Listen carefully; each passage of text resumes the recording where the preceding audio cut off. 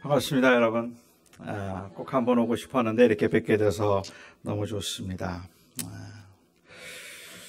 여러분은 어떻게 교회 다니게 되었습니까? 아마 여기 계신 분들 중에는 모태신앙이라서 부모님 뱃속에서부터 교회를 다닌 사람도 있을 것이고, 친구가 하도 전도를 해서 교회 다니기 시작한 사람도 있을 것이고, 그냥 심심해서 교회를 다니다가 하나님을 믿게 된 사람도 있을 것입니다. 사업에 실패하거나 아니면 몸에 병이 들어서 인생의 허무함과 한계를 느끼고 교회를 찾아와서 기독교인이 된 분도 계십니다.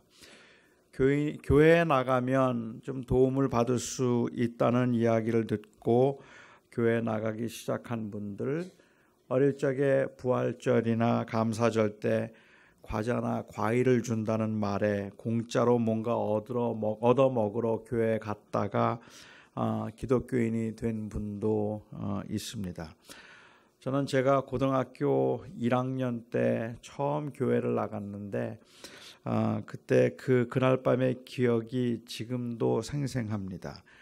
토요일 저녁이었어요. 74년 7월 20일인 걸로 기억하는데 한 20여 명의 학생들이 모여서 자기들끼리 예배하는 아주 허름한 예배 장소에 저는 동생의 인도로 교회를 처음 나가게 되었습니다. 계속 다닐 마음은 저에게 전혀 없었고, 동생이 하도 한 번만 나가달라고 간청을 해서 한번 가보자는 마음으로 갔습니다. 저는 그날 그 교회에서 무슨 설교를 들었는지도 기억이 나지 않습니다. 그런데 그냥 그때 제 마음이 참 편했다는 생각이 들어요. 마치 꼭 집에 온 것 같은 그런 그 편안한 마음을 그때 처음 느끼고 그 이후로 지금까지 계속 교회를 다니기 시작했습니다. 저는 그때 제 마음속에 왜 그런 편안한 마음이 있었는지를 사실은 잘 모르겠어요. 저는 초등학교 5학년 때 교회라는 곳을 사실 처음 나가보았습니다. 5학년 때 교회를 갔는데 그때 교회가 좋았어요. 그래서 교회에서 뭐 살다시피 한 것 같아요. 저희 집 위가 바로 교회였는데 수요일 날도 나가고 주일 날도 나가고 주일날 저녁에도 나가고 틈만 나면 교회에서 놀았고, 그리고 교회가 너무 좋았습니다. 그렇게 초등학교 5학년 때 처음 교회를 다니기 시작해서 교회를 좋아하다가 초등학교 6학년 때 교회에서 쫓겨났어요. 그래서 그 다음부터는 저는 교회를 다니지 못하게 되었죠. 목사님 사모님께서 저보고 다시는 교회 나오지 말라고 해서 이제 교회에서 쫓겨나게 되었는데, 제가 그렇게 교회에서 쫓겨난 이유는 목사님 아들을 때렸기 때문입니다. 목사님 아들을 때렸는데요, 사실 딱 한 대밖에 안 때렸어요. 그런데 이 사모님이 학교까지 찾아오셨어요. 그래서 너무 화가 나셔서 학교로 찾아오셨는데 그 아이가 이가 부러졌다는 거예요. 그래서 저는 그때 제 몸에 소림사에 피가 흐르는 걸 알았습니다. 그냥 딱 한 대 이가 부러졌고, 사모님이 너무 언짢고 화가 나셔서 이제 다시는 교회 나오지 말라고 그때 화가 난 김에 홧김에 하신 말씀일 텐데, 저는 그게 마음에 새겨졌습니다. 그 이후부터는 교회 다니는 사람들은 모두가 다 위선자라고 생각을 했고, 교회에 다니는 사람들은 사랑을 말하지만 사랑을 모르고 원수도 사랑하라고 하지만 사실은 그렇게 하지 않는 사람들이라고 모두 위선자라고 생각을 해서 저는 교회 다니는 사람들을 그렇게 괴롭히기도 하고 못살게 굴기도 했었습니다. 제 동생이 처음 교회를 나갔는데 교회 나가서 예수님 사진 하나를 얻어가지고 왔어요. 그리고는 그 사진을 방에다가 걸어놓고는 그렇게 좋아하는 거예요. 근데 제 동생이 저에게 교회를 가자고 할 때마다 저는 그 방에 쫓아 들어가서 그 예수님 사진에 침을 뱉었습니다.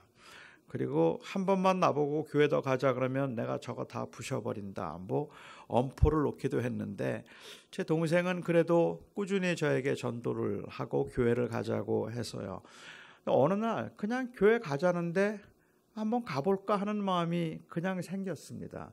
그리고 한번 그냥 가보자고 해서 간 거죠.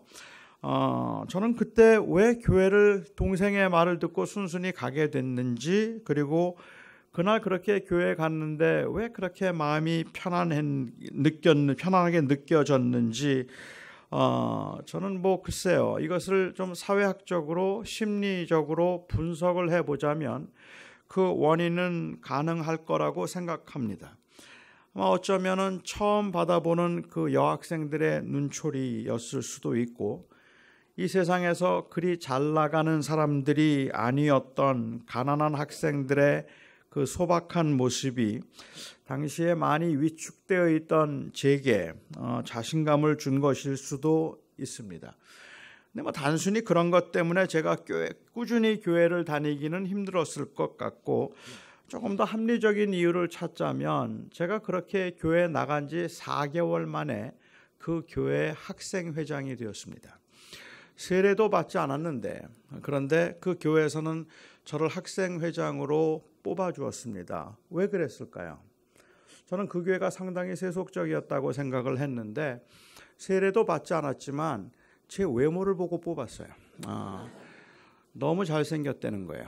그래서 저를 회장으로 뽑아주어서 제가 회장이 되고, 아마 어쩌면 회장이 되면서부터 그냥 책임감 때문에 또는 소속감 때문에 빠져나올 수 없었는지도 모릅니다. 저는 그런 분석이 정당하다고 생각합니다.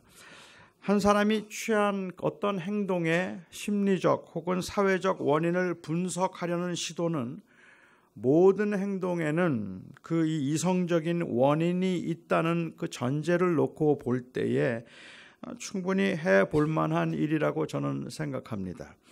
누가 어떤 행동이나 말을 하면 우리는 거의 자동적으로 그 사람이 왜 그 말을 했지? 그 사람이 그렇게 말한 이유가 뭘까? 왜 그렇게 행동했을까? 하고 그 원인을 찾아보려고 가능한 모든 데이터들을 수집해 보려고 하죠. 애석하게도 우리가 원인을 정확하게 진단할 만큼 충분한 데이터가 없거나 아니면 그 정보에 대한 분석이 정확하지가 않아서 짐작과 추측이 많고, 그래서 확실치 않은 결과를 말하다 보면 다른 사람들에게 상처를 주는 경우들이 많이 있는 건 사실입니다.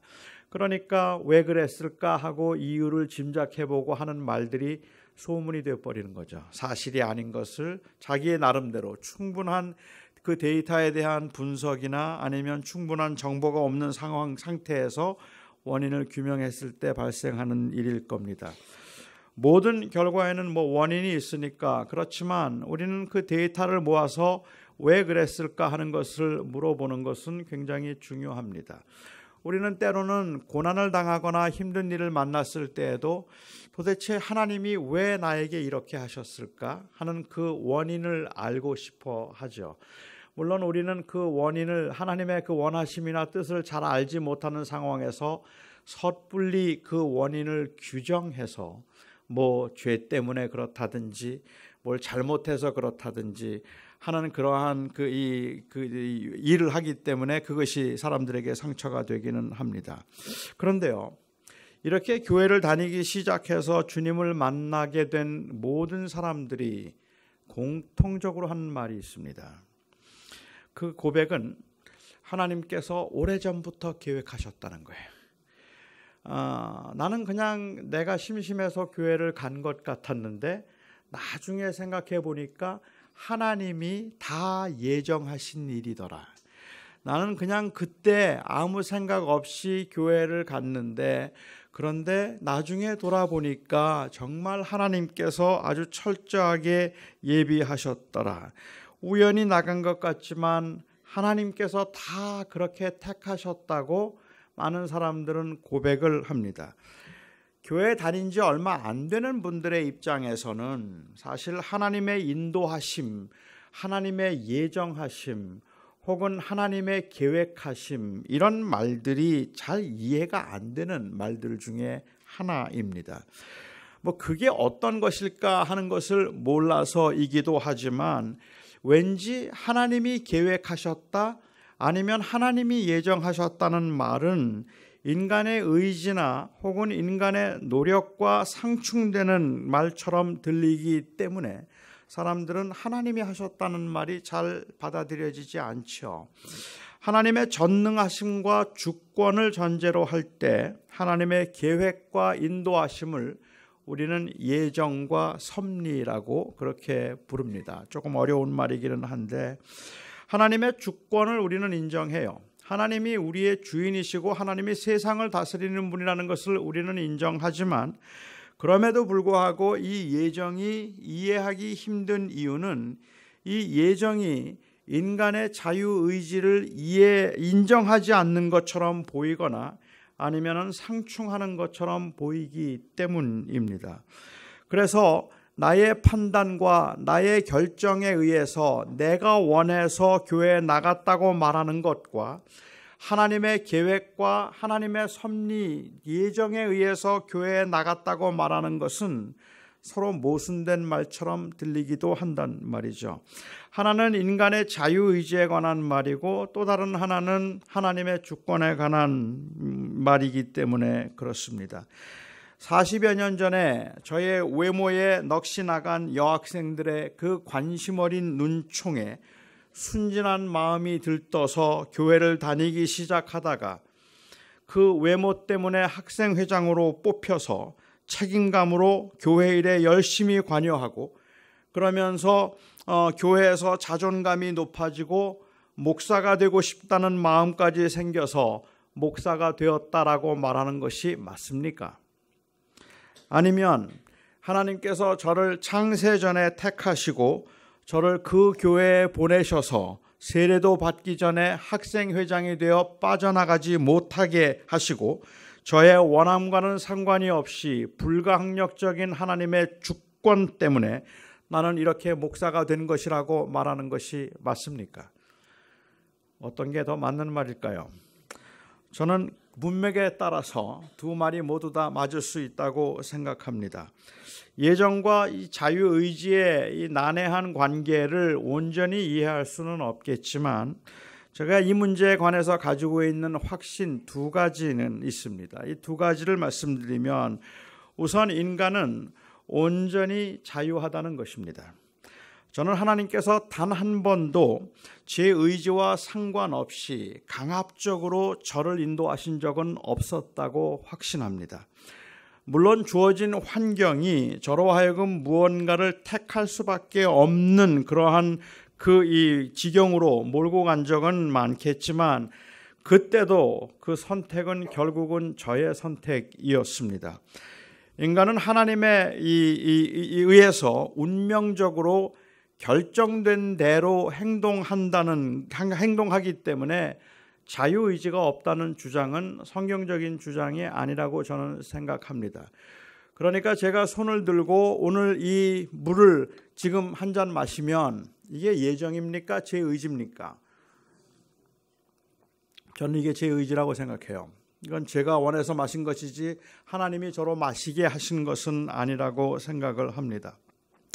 요셉의 형제들이 요셉을 팔았습니다. 그들이 요셉을 팔았던 원인은 질투와 미움 때문이었습니다. 그들은 요셉을 팔 마음이 전혀 없었는데 하나님이 억지로 그들의 의지와 상관없이 요셉을 미워하는 마음을 그 마음에 두셔서 질투와 그리고 미움이 생기도록 하신 게 아닙니다. 그랬더라면 요셉의 형제들은 정말 억울합니다. 본인들이 원하지 않은 것을 하나님이 강압적으로 만드신 것이기 때문에 그렇습니다. 하지만 그럼에도 불구하고 형들이 요셉에게 절을 하게 되는 것, 이것은 요셉의 꿈을 통해서 이미 하나님께서 계획하셨고 하나님께서 보여주신 일이었습니다. 그러니까 요셉의 형제들이 요셉에게 절을 하게 될 것이라고 하는 그 일을 하나님은 벌써부터 계획하신 일이었지만 그럼에도 불구하고 요셉의 형제들이 요셉을 팔아서 요셉이 애굽에 들어가게 만든 그 일은 하나님께서 하신 것이 아니라 하나님께서 하신 일이지만 또한 동시에 그들의 미움으로 한 일인데 그것은 하나님께서 강압적으로 하신 일은 아니었다는 거죠. 하나님은 그 모든 그들의 그 감정과 또한 그 모든 상황들을 이용하셔서 하나님이 하나님의 뜻을 이루기는 하시지만 하나님께서 그 개인의 의지와 상관없이 억지로 만드시는 일은 없는 겁니다. 그래서 이 요셉의 형제들은 나중에 이 애굽에 들어갔을 때 요셉이 자기들에게 이렇게 잘해주는 것이 이해가 되지 않았어요.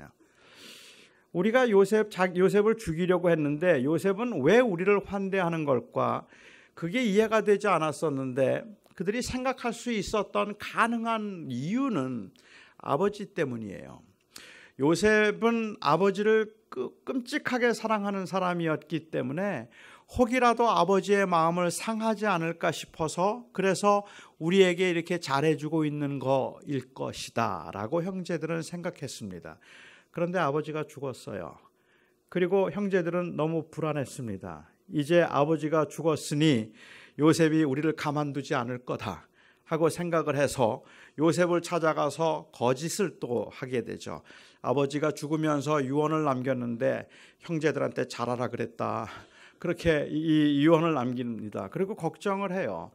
그런데 그들에게 요셉이 했던 말이 재미있습니다. 형님들 너무 걱정하지 마십시오 라고 하면서 당신들은 나를 해하려고 나를 팔았지만 하나님은 나의 가족들을 구원하시려고 나를 먼저 이곳에 보내셨습니다. 얘기합니다. 그러니까는 이 요셉은 이 형제들이 자기를 판 것이 하나님이 시켜서 한 일이라고 말하진 않아요. 그들은 죄를 지은 거예요. 그러니까 요셉의 형제들이 요셉을 찾아와서 나중에라도 너 총리된 게 누구 덕분이냐고 그렇게 말했다간 진짜 혼나는 거죠. 그렇지 않겠습니까? 그럼에도 거기에는 하나님의 분명한 계획과 섭리가 있었다고 요셉은 말하고 있는 것입니다. 40년 종살이를 하게 될 거예요. 이스라엘 백성들이 애굽에 들어가서 400년 동안 종살이를 하게 될 것은 이미 오래전에 아브라함에게 벌써 하셨던 말씀입니다. 인간의 자유의지가 예정 안에서 어떻게 작용하는가 이것은 알 길이 없습니다. 사실 성경은 그것이 하나님의 영역에 속해 있기 때문에 구체적인 언급도 없을 뿐만 아니라 하나님의 예정과 인간의 자유의지가 어떻게 함께 상호관계를 가지고 움직이는가 하는 것에 대해서는 성경은 언급도 하지 않고 관심도 없습니다. 제가 궁금한 것은 이것은 하나님의 주권에 속한 일이라 하나님의 영역에 속한 일이라서 성경이 거기에 대한 설명도 하지 않는데 바울은 도대체 왜 하나님의 영역에 속한 이 예정에 관한 이야기를 이렇게 지속적으로 말하는가가 궁금했습니다. 우리는 이해도 할 수 없는 일인데도 불구하고 하나님이 택하셨다, 하나님이 예정하셨다, 하나님께서 하시는 일이다 하고 그렇게 바울이 말했던 이유가 무엇일까 하는 것입니다. 아마 이것이 제가 오늘 여러분과 나누고 싶은 두 번째 이야기일 것 같습니다. 인간은 온전히 자유해요. 하지만 인간이 자유하기 때문에 무엇이든지 할 수 있는 것은 아닙니다. 자유의지는 능력의 제한을 받습니다. 저는 생후 8개월 때부터 제가 소아마비 장애를 가지고 살았으니까 저는 평생 장애인으로 살았습니다. 이제 오늘은 그렇게 어렵지 않았습니다만은 사실은 저는 이런 계단도 그리고 또 어떤 거리도 그냥 성큼성큼 뛰어 올라올 수 있으면 좋겠어요. 그냥 펄쩍펄쩍 뛸 수 있으면 저는 좋겠어요. 그런데 저는 뛸 수가 없습니다. 제가 뛸 수 없는 것은 자유의지가 구속되었기 때문이 아니라 저에게는 뛸 수 있는 능력이 없기 때문일 뿐입니다. 그러니까 이건 굉장히 큰 차이가 있는 거죠. 제가 뛸 수 있는 능력이 있는데 여기 장로님들께서 아니면 목사님이 저를 뒤에서 붙잡아서 못 뛰게 만들었다면 그러면 그것은 제 자유의지에 대한 구속입니다. 하지만 저에게 뛸 능력이 없다면 그렇다면 아무도 막지 않아도 저는 못 뜁니다. 그것은 저에게는 그런 능력이 없기 때문에 그렇죠.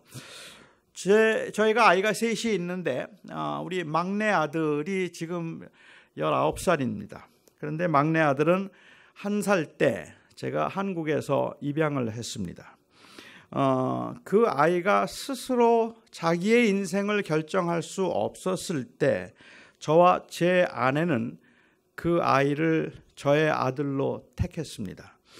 그리고 저의 아들이 되도록 했습니다. 제가 그 아들을 택했다고 말한다면 이건 그 아이에게 자유의지가 있는가 없는가를 말하는 것도 아니고 이후부터는 철저하게 그 아이가 저에게 구속되어서 제가 계획하고 그리고 제가 원하는 대로만 행동하고 살아야 한다는 의미가 아닙니다. 제가 제 아들을 택했다는 말의 의미는 저와 제 아들의 관계가 저에게서부터 시작되었다는 말이고 이것이 저에게서부터 시작되었다는 말은 제 마음이 바뀌지 않는 한은 이 관계는 끊어질 수 없다는 말입니다. 저는 제 아들이 1살 때 저에게 입양되어서 저의 아들이 되고 난 다음에 자신의 의지와는 상관이 없이 제 아들이 되었음을 제 아들이 자유의 침해라고 말하지 않기를 바랍니다. 제 아들에게 누구를 택할 수 있는 능력이 없을 때 그리고 이 자신의 선택에 의해서 인생을 결정할 수 있는 조건이 갖추어지지 않았을 때 제가 그를 택하여서 저의 아들이 되게 한 것을 저는 제 아들이 사랑이라고 불러주었으면 좋겠습니다. 그것을 은혜라고 불러주었으면 좋겠지 왜 내 자유의지를 침해했느냐고 왜 나에게 묻지도 않고 나를 입양했느냐고 말하지 않았으면 좋겠습니다. 우리 스스로가 하나님을 택할 수 있는 능력이 없어요. 타락한 인간으로서 우리는 하나님을 택할 수 있는 능력이 없을 때 하나님이 먼저 우리를 찾아오셔서 우리를 살려주시고 하나님의 자녀가 되게 하셨다면 그것은 은혜라고 불러야지 자유의지의 침해라고 부르면 안 된다는, 부를 수 있는 게 아니라는 말입니다. 그런 의미에서 이 인간이 자유하지만 자유하기 때문에 무엇이든지 할 수 있는 건 아닙니다.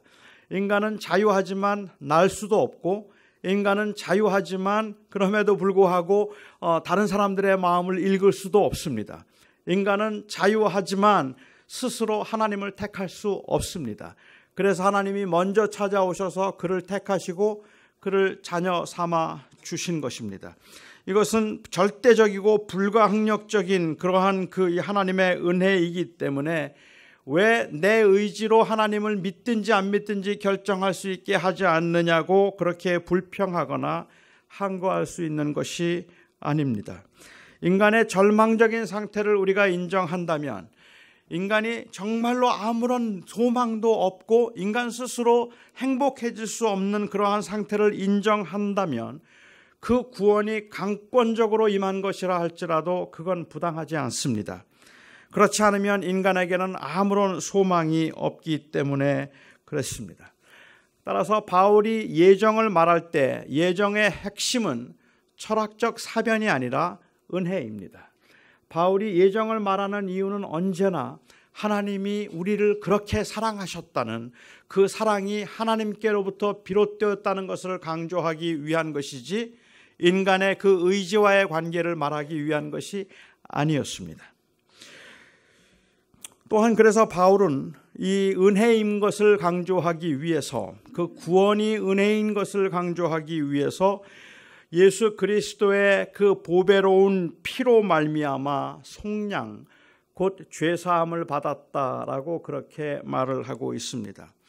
저는 우리가 사용하는 개념 중에 이 보혈로 죄사함을 받았다는 말도 우리는 자주 사용하기는 하지만 참 어려운 개념이라고 저는 생각을 합니다.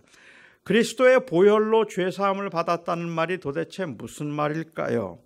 특히 찬송가를 우리가 부르다 보면 주님의 보혈로 죄를 씻었다고 말하고 보혈로 깨끗해졌다고 말해서 예수 그리스도의 그 보혈, 즉 그리스도의 피가 마치 무슨 해독제라도 되는 것처럼 이해할 수 있는 요소들이 종종 있습니다. 피가름의 원리를 주장했던 통일교의 이 문선명 시가 이렇게 생각했던 대표적인 예인데 교인들 중에도 아담과 하와가 범죄함으로 인하여서 그들의 속에 이 몸속에 더러운 피가 흐르기 시작했다고 생각하는 사람들이 종종 있었습니다. 그래서 예수 그리스도의 보혈은 우리의 몸속에 흐르고 있는 더러운 피를 깨끗하게 해 주어서 우리가 정결하게 되었다라고 말하는 사람들이 있는 것 같아요. 이미 말씀드린 것처럼 문선명 씨가 그 대표적인 예입니다. 그래서 그는 자신의 어떤 그 능력에 의해서 피가름을 통해서 그 깨끗한 피와 더러운 피를 걸러내므로 구원에 이를 수 있다고 가르치고 있죠. 특히 이 사람의 생명과 그리고 인격이 피에 있는 것처럼 말하는 이 문학적 표현들 때문에라도 사람들은 더욱 그렇게 생각할 수 있습니다. 범죄한 부모나 조상의 자손들이 내 안에 살인마의 피가 흐르고 있다든지 내 안에 매국노의 피가 흐르고 있다라든지 이렇게 말을 하면 이들은 그 사실은 실제로 그들의 피가 남들의 피와 다르다는 의미가 아니라 그냥 범죄한 사람들의 자손이라는 문학적인 표현일 뿐입니다. 예수 그리스도의 보혈로 죄사함을 받았다고 말한다면 이 보혈로 죄사함을 받았다는 것은 그리스도의 죽음을 통하여서라는 피는 생명을 의미하고 죽음을 의미할 뿐이지 예수님의 피가 죄를 사하는 어떤 효력이 있다든지 우리들의 피를 깨끗하게 하는 신비한 능력이 있었던 것은 아닙니다. 주님께서 로마 병정의 채찍에 맞아서 그 피가 튀어서 로마 병정의 군복을 적셨어도 로마 병정에게 아무 일도 일어나지 않습니다. 그 피가 그들을 깨끗하게 만드는 것이 아니기 때문에 그렇습니다. 그의 죽으심, 그것이 그를 구원하는 일입니다. 피가 생명을 상징했다면 피는 곧 죽음을 상징할 뿐입니다. 그러니까 이 말은 예수 그리스도의 죽음이 우리의 모든 죄를 용서받게 해 주었다는 말입니다. 성경은 이 말을 가리켜서 구속이라고 불렀고 그리고 또한 이 말을 가리켜서 속량이라고 불렀습니다. 값을 지불하여 사다 혹은 값을 지불하여 사서 자유하게 하다 라는 의미를 가진 단어가 이 redemption, 이 속량이라는 단어입니다. 그런데 사실 이 속량이라는 단어는 현대인들에게는 굉장히 생소한 단어입니다. 단순히 쓰지 않는 오래된 단어이기 때문에 이것이 생소한 것이 아니라 우리 사회에서는 누군가가 누군가를 위해서 대신 값을 지불함으로 자유하게 해주는 제도가 없기 때문에 그래요. 부모의 입장에서도 사실은 속량이 가능하다면 자식을 위해서 자식을 위해서 감옥에 갈 수만 있다면 감옥에 가지 않겠습니까? 하지만 자식의 지은 죄를 때문에 부모가 대신 감옥에 갈 수 없어요. 우리의 제도 안에서는 죄를 지은 자가 죄를 받게 되어 있기 때문에 누군가를 위해서 대신 죄값을 치른다는 속량이라는 개념이 우리 사회에는 없습니다. 그런데 옛날 유대인들에게, 로마인들에게는, 헬라인들에게는 이 단어가 가져다주는 생생한 이미지가 있었습니다. 속량을 노예를 위해서 값을 지불하고 사서 자유하게 해주는 것, 이렇게 아마 가장 많이 보편적으로 사용하고 있는 것 같아요.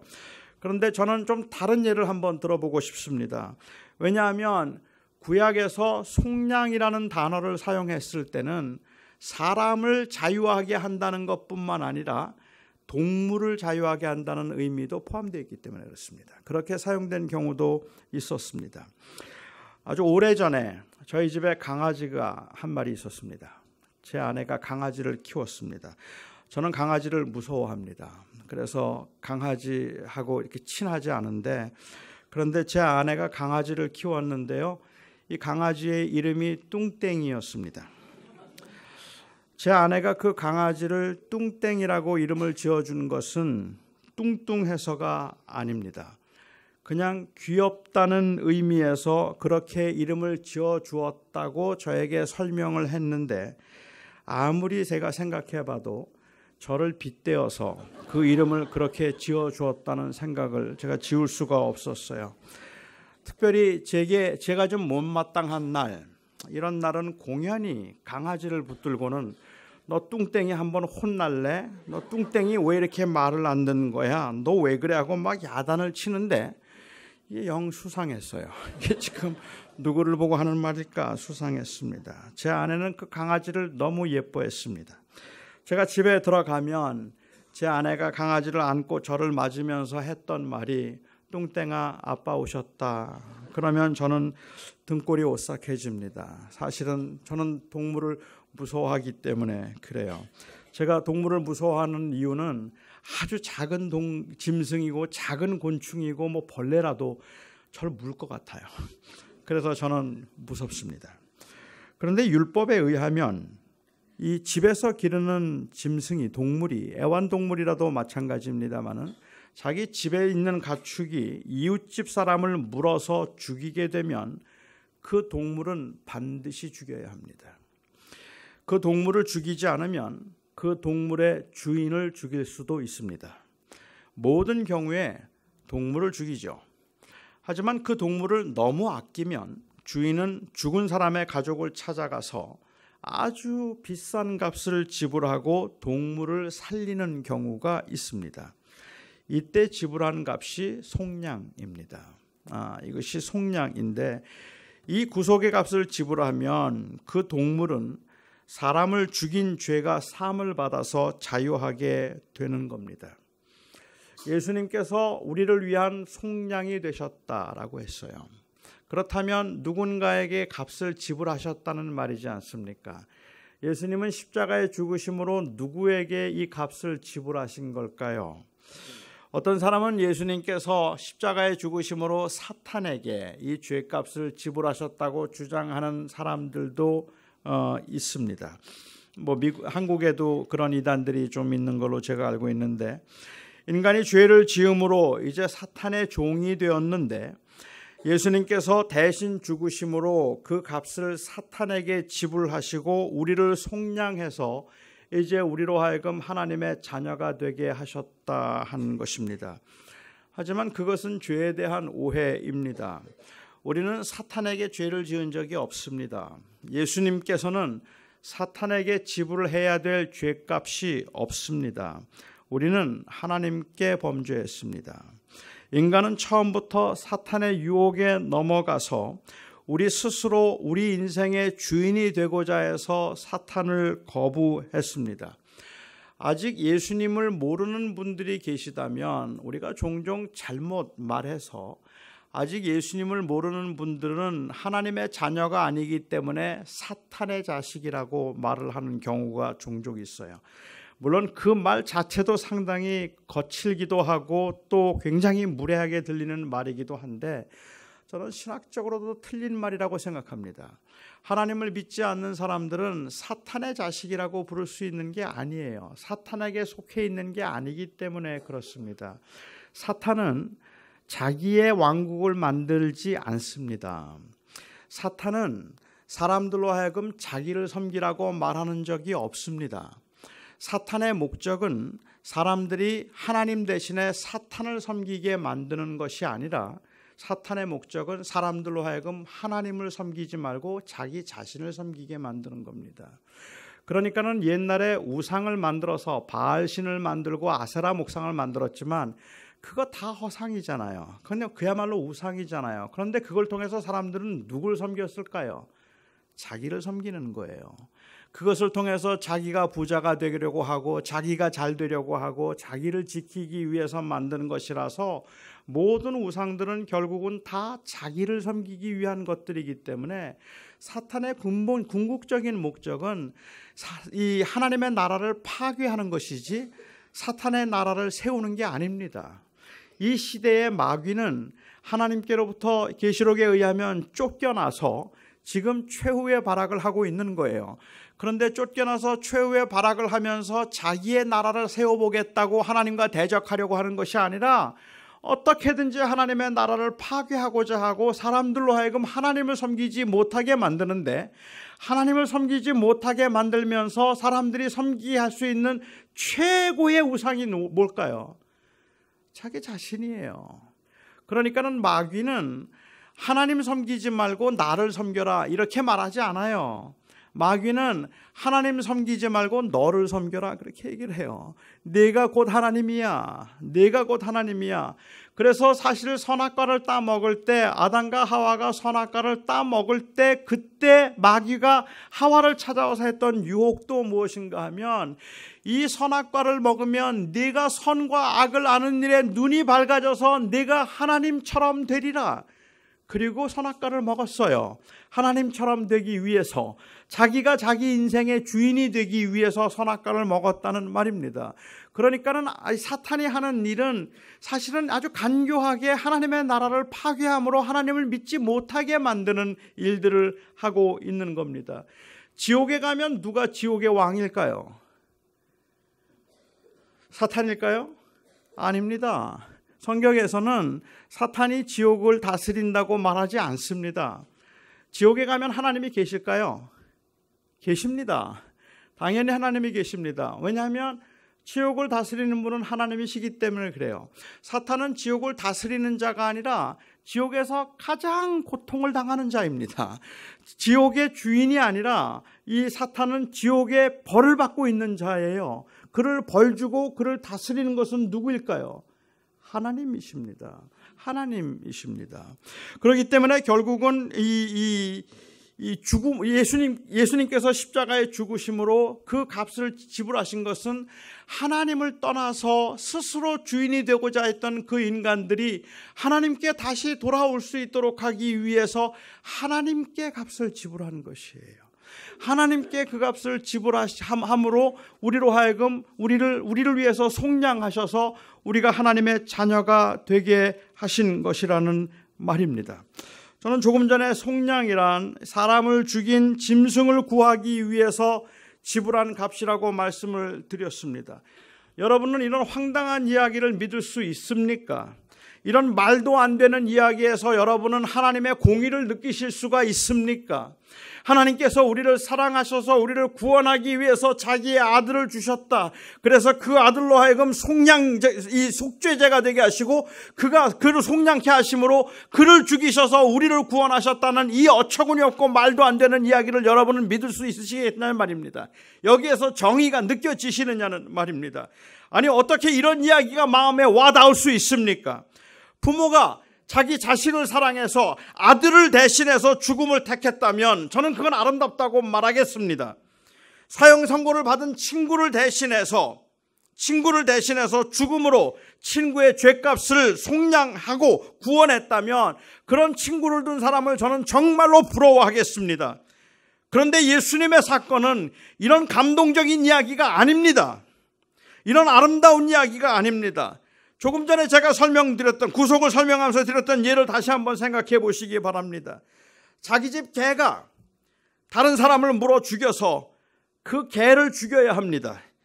그런데 그 개를 사랑하고 살리기 위해서 주인이 자기의 아들을 대신 죽였다면 여러분은 그게 말이 된다고 생각하십니까? 그게 정말로 말이 된다고 생각하십니까? 그런데 이건 더 황당합니다. 하나님의 아들 예수 그리스도가 우리를 대속하기 위해서 죽었다는 말은 그 개가 이웃 사람을 물어 죽였는데 주인이 그 개를 살리기 위해서 자기 아들을 대신 죽였다는 말입니다.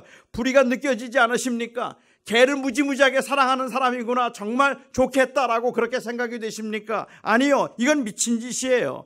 이걸 무슨 거룩한 자기 희생이니 고귀하고 아름다운 헌신이니 이런 말로 할 수 있는 게 아니란 말입니다. 이건 미친 짓이에요. 이건 불의한 일인 겁니다. 그러면 안 되는 겁니다. 절대로 그러면 안 되는 겁니다. 예수님이 죄인들을 위해서 죽은 일이 단순히 가능하지 않은 일이라 사실은 용납될 수 없는 일인 거예요. 그런데 말입니다. 도저히 용납할 수도 이해할 수도 없을 때 비로소 하나님의 마음이 느껴진다는 말입니다. 이게 우리가 받은 사랑이에요. 이 말도 안 되는 사랑이. 아니, 그러면 안 돼요, 주님. 어떻게 나를 위해서 당신의 아들을 죽이십니까? 라고 말할 수밖에 없는, 있을 수도 없는 그 일을, 이거는 불의하다고 생각하니까 정말 하나님이 이렇게 사랑하시는구나, 정말 이렇게 우리를 귀히 여기셨구나 하는 게 느껴지더라는 말입니다. 예수 그리스도의 사건이 불의하게 보이고 미친 짓으로 보일 때 비로소 그 사랑이 어떤 것인지 느낄 수 있습니다. 이것이 말도 안 되는 것이라고 인정한다면 여러분, 그 앞에서 누구도 자기의 행위나 아니면 공적을 감히 자랑할 수 없어요. 그 앞에서 누구도 감히 자기의 것을 드러내고 자기를 의존할 수 없습니다. 그래도 내가 주를 위해서 많이 충성하고 헌신했기 때문에 하나님은 나를 소홀히 대할 수 없을 거라고요. 그런 사랑을 받을 자격이 없음에도 불구하고 나를 사랑하셨으니까 내가 조금이라도 은혜 갚는 심정으로 살아보겠다고요? 아니요. 어떻게 살아도 그 은혜 못 갚아요. 우리가 그 은혜를 갚는 심정으로 살 수 없을 뿐만 아니라 내가 충성하며 내가 그렇게 은혜를 감사해서 충성했기 때문에 주님께서 나를 소홀히 여기지 못할 거라고 생각하는 그 자기의 의가 조금도 들어갈 틈이 없는 것이 바로 속량입니다. 그것이 바로 예수님이 우리를 위해서 죽으셨다, 그 아들을 우리의 속죄제로 주셨다 하는 말이라는 말입니다. 요즘은 은혜를 이야기할 때 우리는 이 감당할 수 없는 어처구니 없는 말도 안 되는 사랑이라는 것을 강조하기보다 요즘에 은혜를 말하면서는 자꾸 공짜를 말해요. 이건 공짜로 주신 것이다. This is free grace. 공짜라는 말을 많이 강조하는 것 같아요.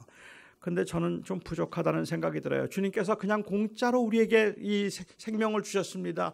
누구든지 믿기만 하면 구원을 받습니다라고 말하는데 그게 틀리지는 않지만 충분하지가 않은 것 같다는 생각이 든다는 말입니다. 어느 돈 많은 교인이 제가 너무 수고하고 그리고 너무 힘들게 사역을 한다고 저에게 플로리다에 별장을 하나 사주셨습니다. 제가 뭐 잘한 것도 없는데 그냥 아무 조건도 없이 그냥 편하게 쉴 수 있으면 좋겠다고 아주 좋은 별장을 하나 사주셨어요. 꿈에요. 실제로가 아니고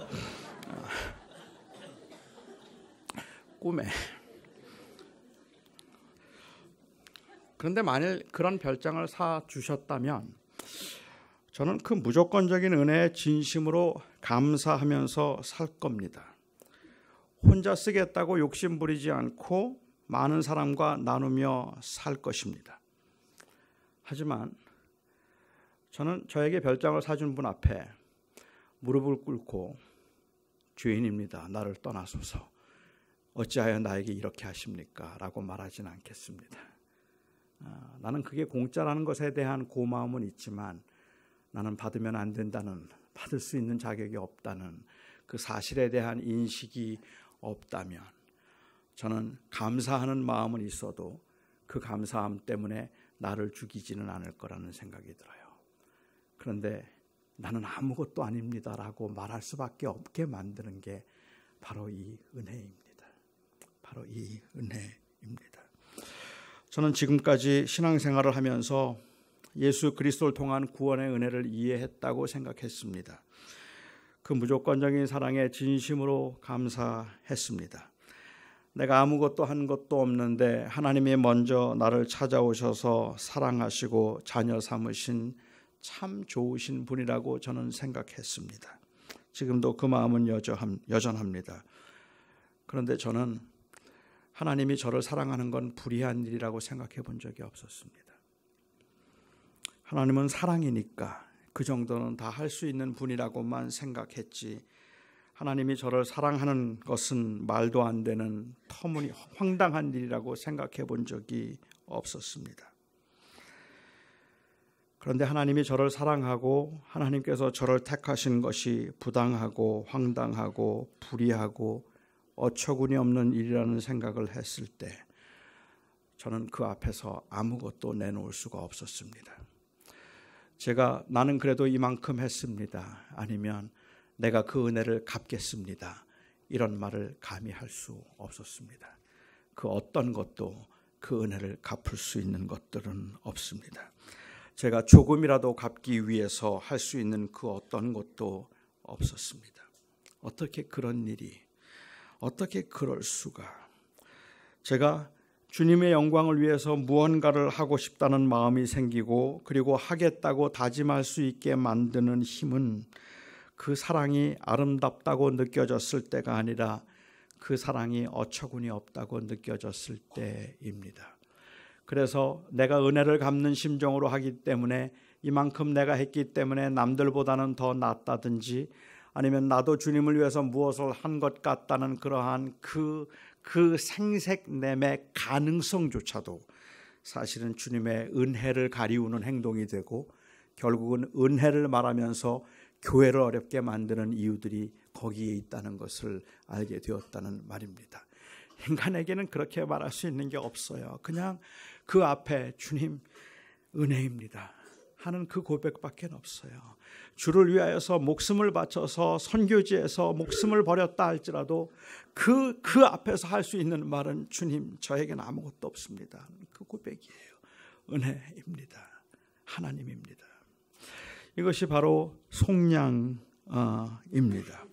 그리고 바울은 세 번째로 이제 이 성령의 역사, 성부께서 예정하시고 성자께서 속량하시고 그리고 성령께서 보증과 인치심이 되셨다라고 이야기를 했습니다. 사실 이 성령께서 하신 일이 보증이고 인치심이라는 말이 우리에게는 이렇게 탁 와닿지는 않는 말이에요. 적당한 비유일지는 모르겠지만 아마도 이 말은 집을 계약하는 일을 한번 생각해 보면 좋겠습니다. 마음에 꼭 드는 마음에 드는 집을 꼭 사고 싶으면 해야 하는 법적인 조항이 두 개가 있습니다. 하나는 계약금을 내야 되고 그리고 계약서를 작성해야 합니다. 계약서에 서명을 하고 계약금을 지불하면 계약이 성사됩니다. 그 금액을 다 지불할 때까지는 은행에 담보권이 걸려 있기는 하지만 계약금을 지불했으면 그리고 계약을 했으면 그 집이 내 집이라고 말해도 괜찮습니다. 대출을 하는 동안에도 그 집은 내 집입니다. 대출금을 갚는 동안에도 아무도 빼앗을 수 없는 그 집이죠. 그러니까 우리는 집을 사기 위해서 계약을 할 때는 먼저 보증금을 내야 돼요. 집을 사기 위해서. 그리고 꼭 다 갚겠다는 계약서에 서명을 해야 합니다. 그러면 그 상대방이 그 집을 주게 되어 있는 거죠.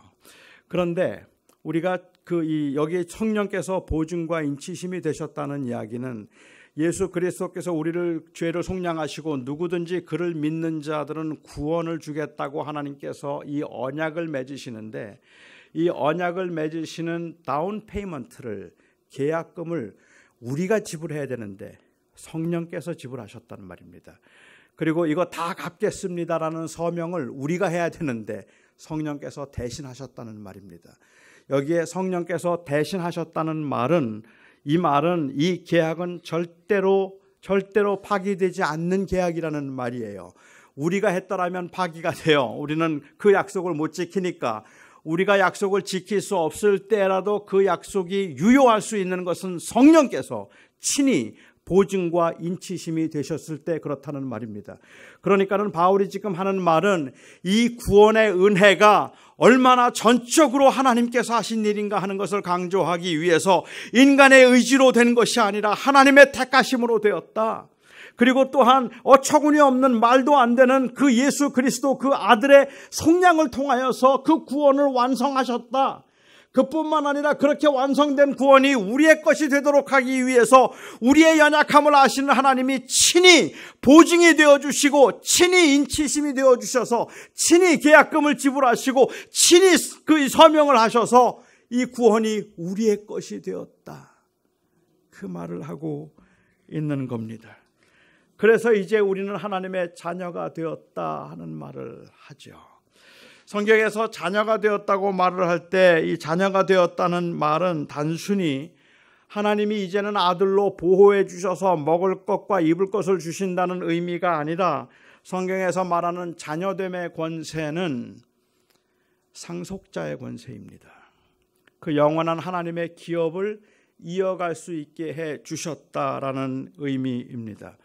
그런데 우리는 바울이 도대체 왜 이 이야기를 3절부터 14절까지가 헬라어로는 한 문장입니다. 그러니까 끊이지 않는 한 문장으로 이렇게 강력하게 바울이 이건 하나님이 하신 일이다 하는 이야기를 바울이 왜 하고 있는가 하는 것을 우리가 좀 살펴볼 필요가 있겠다는 생각이 들어요. 이 점에 대해서는 물론 의견의 차이가 조금씩은 학자들 간에 있기는 합니다만은 저는 특히 이 부분을 이 부분은 이방인들에 관해서 말하고 있는 부분이라고 생각합니다. 3절부터 14절까지의 대명사는 언제나 1인칭 대명사인 우리이거든요. 그런데 13절에서만 너희로 되어 있습니다. 우리는 누구고 너희는 누구일까? 에베소서에서는 너희와 우리를 호환해서 사용하고 있기는 하지만 특히 이 본문에서는 우리는 유대인이고 너희는 이방인입니다. 그러니까는 우리는 유대인이고 너희는 이방인이라고 보는 것이 보편적 견해라면 바울이 하고 싶은 말은 하나님께서 이방인들도 그 믿음으로 말미암아 하나님의 자녀가 되게 하시고 선민이라 불리우던 유대인들뿐만 아니라 이방인들도 하나님의 그 예정의 비밀 가운데서 하나님의 나라를 기업으로 상속받을 수 있게 하셨다는 말입니다. 이건 엄청난 선언인 겁니다. 결국 바울이 말하려고 하는 것은 이것은 구원의 확신은 그러니까 이 구원은 잃어버릴 수 없다는 이 말은 단순히 믿기만 하면 어떻게 살아도 구원을 받게 된다거나 구원의 확신이 있다면 이 확신이 인을 치는 행위가 된다는 것을 말하기 위함이 아니라 이방인이든 유대인이든 가난한 자이든 부자이든 그 사람의 구원을 가능하게 한 것은 전적으로 하나님께서 하신 일이라서 이방인들도 구원의 확신을 가질 수 있을 뿐만 아니라 다른 사람들을 하나님께서 사랑하시는 것에 대해서 우리가 함부로 말하면 안 된다는 이야기를 하고 싶은 겁니다. 이거는 전적인 은혜이지 행위가 아니다. 그러니까 유대인이기 때문에 하나님이 더 사랑하셔서 이방인들을 유대인보다 더 사랑하면 안 된다고 말하면 안 된다는 거예요. 하나님은 가난한 자들을 사랑하지 않고 부자들을 사랑한다고 말해도 안 된다는 말을 하고 있는 거예요. 이거는 사람의 공적이 아니라는 거예요. 교회 열심히 봉사한 사람들을 하나님께서 사랑하시고 교회를 대충 봉사한 사람들을 하나님이 사랑하지 않는다고 말하면 안 된다는 말이에요. 이 구원은 그냥 그 하나님의 은혜 가운데서 믿는 모든 자들에게 주신 하나님의 선물이라는 것을 강조하기 위해서라는 말입니다. 에베소 교회에 바울이 이렇게 말을 하고 있는 것은 에베소 교회 안에 분쟁이 있었기 때문입니다. 누가 더 높은가, 누가 더 나은가 말하는, 그래서 유대인인가 이방인인가, 누가 더 이 은혜를 입은 자들인가라는 그 논쟁이 있었기 때문입니다. 한국의 어느 목사님이 신문에서 인터뷰한 기사를 보니까 한국 교회의 대부분의 문제는 소위 믿음의 확신이 있고 성령의 능력을 체험한 사람들 때문에 발생한다라고 했어요. 저는 사실이 아니라고 믿지만 무슨 말을 하려는지는 알 것 같습니다. 믿음을 말하면서도 사람들은 자기의 의를 말하고 성령의 역사와 능력을 말하면서도 사람들은 자기의 열심을 말하고 구원의 확신을 말하면서도 내가 했다는 말을 하기 때문에 이 교회 안에 끊임없는 분쟁과 그리고 끊임없는 다툼이 있다는 말입니다. 이 교회가 은혜로, 예수 그리스도의 은혜로 구원을 받았는데 도대체 거기에 인간이 자랑할 게 무엇이 있다고 그 안에서 다툼이 있고 그 안에서 자기를 드러내고 자랑함이 있느냐는 말이에요. 어떻게 그런 일들이 가능하냐는 말이에요. 우리가 그 은혜를 전적으로 하나님께서 우리에게 주신 사랑이라고 그렇게 말한다면 말입니다. 믿음조차도 하나님이 주신 선물이어야 되는데 행위로 구원을 받는 것이 아니라 믿음으로 구원을 받는다고 말하면서 오늘날 교회에서는 이 믿음이 행위가 되었어요. 이 믿음이 자기의 공적이 되었어요. 바울이 오직 믿음으로만 구원을 받는다고 말할 때 바울이 말하고 싶었던 것은 그러니까는 사람은 아무것도 아닙니다. 우리는 아무것도 아닙니다. 그 말을 하기 위해서였어요. 그런데 이것이 지금 변질되어서 오늘날 우리 한국 교회 안에서는 이 구원을 믿음으로만 구원을 받는다고 말하는데 그 믿음이 자기의 의인 것처럼 그렇게 여겨지게 되었다는 말입니다. 우리는 정말로 전적으로 하나님의 은혜로 이제 구원을 받게 되는데, 저는 지금도 한국에 있는지는 잘 모르겠습니다만은 제가 오래전에 한국에 왔을 때는 길거리에서 예수 천당, 불신 지옥 외치는 전도하는 분들이 계셨어요. 저는 뭐 전도의 방법에 있어서 어떤 것이 더 옳으냐 그러냐 하는 것을 논하고 싶은 마음은 없습니다만은, 저는 예수 천당, 불신 지옥이 자칫 그 복음의 핵심을 잘못 호도할 수 있겠다는 염려는 조금 들었습니다. 왜냐하면 마치 그 말에 의하면 예수를 믿으면 천국 가고 예수를 안 믿으면 지옥에 간다는 말로 들리기 때문에 그래요. 제가 한번 여러분들에게 이 질문을 해볼까요? 사람들이 지옥에 가는 게 예수를 안 믿어서 지옥에 가는 겁니까? 아니면 다른 이유인가? 우리가 천국 가는 건 믿어서 천국 가죠. 그러면 지옥에 가는 건 안 믿어서 지옥에 가는 겁니까? 어려운가요? 그렇기도 하고 아닌 것 같기도 해요. 그렇죠?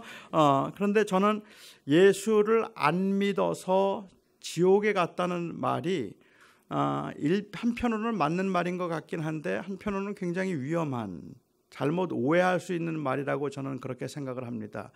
사람들이 지옥에 가게 되는 것은 예수를 안 믿었기 때문에 하나님께서 지옥에 보내시는 게 아닙니다. 그거는 우선적인 이유가 아니에요. 자기의 죄 때문에 가는 겁니다. 그러니까 제가 이렇게 한번 설명을 드려볼까요? 어떤 사람이 암에 걸렸습니다. 지금은 뭐 암은 고칠 수 있는 거지만 아주 굉장히 심각한 그 말기, 혹은 저는 암 말기도 요즘은 고칠 수 있다고 믿으니까 조심스럽기는 한데, 의사들이 포기한 상태라고 한번 보죠. 의사들이 더 이상은 의학적으로 할 수 있는 일이 없다는 그러한 이야기를 했습니다. 그런데 그를 살릴 수 있는 약이 하나 생겼어요. 그래서 그 사람을 찾아가서 이 약을 주면서 말합니다. 이 약 먹으면 살아. 근데 이 약 안 먹으면 죽어. 이 약 먹으면 살아. 이 약 먹을래? 그 사람이 그 약을 안 먹었어요. 끝까지 먹지 않았어요. 그리고 죽었습니다. 그러면 그 사람이 죽은 건 약을 안 먹어서 죽었죠. 하지만 그를 죽게 만든 우선적인 원인은 약입니까? 암입니다. 암이 그를 죽인 거예요. 사람들이 지옥에 가는 이유는 죄인이기 때문에 가는 거예요. 그렇죠. 그런데 살릴 수 있는 길이 있었어요. 그게 바로 예수를 믿는 거예요. 예수를 믿으면 살아요. 그런데 안 믿었어요. 그러니까 죽었는데, 사람들이 이런 전도에 많은 사람들이 기독교가 너무 호전적이라고 생각하거나 너무 정죄를 하고 있다고 생각하는 이유는 마치 예수를 안 믿었더니 지옥에 보냈다고, 안 믿으니까 지옥으로 보냈다고 말하는 것 같은 거예요. 멀쩡하게 잘 살고 있었어요. 그냥 행복하게 살고 있는데 어느 날 옆집에 예수 믿는 사람이 이사를 왔네요. 그리고는 찾아와서 하루는 예수를 믿으라 그래요. 선생님 예수 믿으세요? 저는 관심 없습니다. 예수 안 믿으면 지옥 가요? 난 괜찮아요. 난 안 믿겠습니다. 근데 그럼 결국은 그 사람이 안 믿었어요. 그리고 그 사람이 죽었어요. 그리고 지옥에 갔습니다. 그 지옥에 가기 전에 그 사람이 그러니까, 그래 예수 안 믿었으니까 이제 너는 지옥에 간다, 이렇게 말하면 마치 그 사람이 예수를 안 믿었기 때문에 이 죽인 것과, 다시 말하면 약을 안 먹어서 죽었다는 말과 약을 안 먹어서 죽였다는 말은 다른 말이죠. 같은가요? 약을 안 먹어서 죽은 거는 원인은 병이에요. 근데 약을 안 먹어서 죽인 건 원인이 불신이에요. 안 믿었더니 그냥 죽여버린 거예요. 안 믿는다. 멀쩡하게 잘 사는 사람을 찾아가서. 그런데 세상 사람들이 전도를 받을 때 그렇게 느끼고 있단 말이에요. 지금 자기의 문제가 있다고 생각하지 않는 사람들에게 예수 천당 불신 지옥 하면 안 믿었더니 지옥에 보내버렸다고 생각하는 거죠. 멀쩡한 사람을. 그런데 이건 멀쩡한 사람이 아니잖아요. 우리는 지금 다 죽어가고 있는 죄인들이니까. 그래서 우리를 구원하셨는데, 제가 한 가지만 더 말씀을 드리자면, 오직 믿음으로만 구원을 받아요. 그렇죠? 그런데 문제는 뭐냐 하면, 우리가 믿음으로 구원받는다는 것을 전적인 하나님의 은혜라고 생각하지 않고 이것을 자기의 의라고 생각하는 경향들이 있더라는 말입니다. 오늘 현대 교인들의 모습이 제가 보기엔 좀 이런 것 같아요. 다시 아까 그 이야기로 돌아가 볼게요. 어떤 사람이 불치의 병에 걸렸습니다. 사경을 헤매고 있습니다. 그런데 그 사람을 살릴 수 있는 약이 있었어요. 그래서 그 약을 가지고 가서 이걸 먹으면 살아니까 이 약을 먹으세요라고 했습니다. 그리고 그 사람이 그 약을 먹었어요. 살았습니다. 다 죽는다고 했는데 약을 먹고 살았어요. 그러면 그 산 사람이 어떤 반응을 보이는 게 정상입니까? 사람들이 물을 거예요. 아니, 어떻게 살았어요? 어떻게 살았어요? 그러면 뭐라고 말해야죠? 아니, 어느 게 집사님이 약을 갖다 줬는데 그 약 먹었더니 살았어. 그 약이 나를 살렸어. 집사님이 갖다 준 약이 내가 살았어. 이렇게 말하는 게 정상이잖아요. 그런데 오늘날 교인들이 믿음으로 구원을 받는다고 하는 말은 마치 어떤 모습처럼 보이는가 하면, 아니, 어떻게 사셨어요? 그랬더니 내가 먹어서 살았지 뭐. 누가 약을 갖다 주더라고. 그렇지만 내가 그거 안 먹으면 무슨 소용이 있어. 근데 내가 확 먹어버렸어. 그냥 살았지 뭐. 내가 먹고 살았다니까. 근데 넌 안 먹었으니까 넌 죽은 거야. 근데 나는 먹었거든. 그래서 내가 살았거든. 그래서 그 믿음에서도 은혜를 말하지 않고 나를 말해요. 그 믿음도 하나님이 주신 선물이라는 것을 강조하는 게 아니라 내가 잘났다는 거예요. 내가 믿었으니까. 그래서 믿지 않는 다른 사람들을 너무 쉽게 정죄하고 판단해요. 이런 모습이 우리는 정말로 은혜를 아는가라는 생각을 하게 만든다는 거죠. 저는 전도를 하면서 예수 믿으면 당신은 오늘 죽어도 천국에 갈 수 있습니까? 라는 이 질문, 굉장히 필요한 질문이라고 생각을 하는데, 요즘에 이 믿음조차도 자기의 의로 여기고 있는 요즘과 같은 시대에서는 오늘 죽어도 천국에 갈 수 있습니까? 라는 이 질문에 의해서 사실은 그 사람의 믿음이 완전히 결정되잖아요. 뭐라고 대답하는가에 따라서. 저는 그 대답이 틀리지 않음을 알고 있지만, 오늘 죽어서 천국에 갈 수 있습니까? 라는 말에 나는 예수 그리스도를 믿기 때문에 오늘 죽어도 천국에 갈 수 있습니다라는 이 대답이 틀리지 않지만, 저는 그렇게 대답하지 않을 것 같아요. 이제는 왠지 요즘에는 그 대답에 어떤 정체된 안일함이 배어 있는 것 같고, 왠지 이 대답에는 다른 사람의 상태에 대한 판단이 있는 것 같고, 내 믿음을 드러내려는 의가 있는 것 같기 때문에 그래요. 그래서 저는 오늘 죽어도 천국에 갈 수 있습니까? 라고 묻는다면 네, 하나님이 하셨습니다. 그렇게 대답할 것 같아요. 오늘 죽어도 천국 갈 수 있습니까? 하면 예수님이 하셨습니다. 그렇게 대답할 것 같아요. 내 믿음이 아니라 이거는 그리스도의 놀라운 은혜 때문인 겁니다. 오늘날 교회 안에서 이 그리스도의 은혜가 온전히 드러나기 시작한다면, 우리가 열심히 있고 뜨거운 마음이 있지만 그 열심과 뜨거움이 자칫 우리의 의가 되어서 교회 안에서 분쟁과 그리고 소란을 일으키는 것이 아니라, 그 모든 사람들이 그리스도의 은혜 앞에 겸손하게 무릎을 꿇고 나는 아무것도 아닙니다. 그 은혜 때문에 내가 오늘 여기 있습니다. 그 은혜 때문에 내가 여기서 살아갑니다. 이 고백을 할 수 있다면 저는 한국 교회가 회복될 수 있다고 생각합니다. 그래서 우리 교회들이 회복되기 위해서 정말 그 온전하신 은혜 앞에 철저하게 자기를 비우고 낮출 수 있어야 되지 않을까 하는 생각을 하고, 바울이 이렇게 거듭 에베소 교회를 향하여서 이 말씀을 전하면서 우리는 도저히 이해할 수도 없는 하나님의 예정과 선택에 관해서, 그리고 우리에게는 너무도 어처구니 없이 들리는 예수 그리스도의 속량에 관해서, 그리고 마치 우리는 아무것도 할 것이 없는 것처럼 말하는 성령의 이 보증과 인치심에 관해서 거듭 강조하고 있는 것은, 그 당시 교회 안에 서로의 믿음 가지고 자랑하지 말라고 하는 거죠. 우리가 하나가 되어야 하는 이유, 그리고 교회가 어떻게 서로를 높이며 서로를 섬길 수 있는가, 거기에 우리가 들어갈 틈이 없도록 바울은 이 말을 하고 있는 것 같아요.